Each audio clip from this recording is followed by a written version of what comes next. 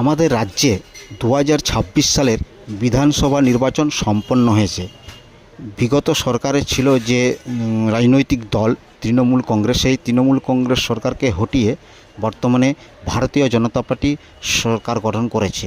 এই ভারতীয় জনতা পার্টি যখন ভোটের আগে তারা যখন নির্বাচনী প্রচার করছিল, তখন তারা প্রতিশ্রুতি দিয়েছিল যে তারা বিভিন্ন ধরনের প্রকল্প এই রাজ্যে চালু করবে। যেমন ধরুন, মেয়েদের জন্য অন্নপূর্ণা ভাণ্ডার, আরও বিভিন্ন রকম বিশ্বকর্মা ভাণ্ডার, আয়ুষ্মান প্রকল্প, এইসব প্রকল্প তারা চালু করবে বলেছিল। তো এরপর আসছি, এই যে অন্নপূর্ণা ভাণ্ডারের আপনি টাকা কিভাবে পাবেন, আপনার ব্যাংকের অ্যাকাউন্টে আপনার আসবে। এটা হচ্ছে ডিবিটি লিঙ্ক, মানে ডাইরেক্ট বেনিফিট ট্রান্সফার।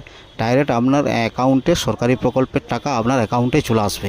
এই টাকাটি কিভাবে আসবে, যদি আপনার ব্যাংকের অ্যাকাউন্টের সাথে আধার নাম্বার লিঙ্ক করা থাকে, তাহলে আপনার টাকা পেতে কোনো অসুবিধা হবে না। আপনি যখন এর আগের বিগত সরকারের আমলে, মানে তৃণমূল কংগ্রেস সরকারের আমলে লক্ষ্মীর ভাণ্ডারের টাকা যদি আপনার অ্যাকাউন্টে পেয়ে থাকেন, তাহলে আপনার এই অন্নপূর্ণা ভাণ্ডারের টাকা পেতে কোনো অসুবিধা হবে না।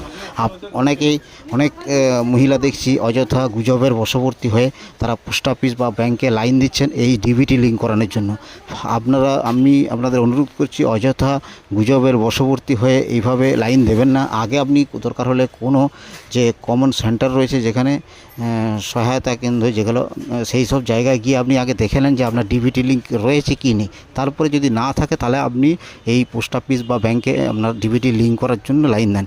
অযথা এই রোদে গরমে আপনি দাঁড়িয়ে নিজের বিপদ ডেকে আনছেন, এটা একদমই করবেন না। অনুরোধ করছি, আপনি যদি আগের সরকারের আমলে লক্ষ্মীর ভাণ্ডার আপনার অ্যাকাউন্টে টাকা ঢুকে থাকে, তাহলে এই সরকারের আমলে অন্নপূর্ণা ভাণ্ডারে টাকা ঢুকতে আপনার কোনো সমস্যা হবে না।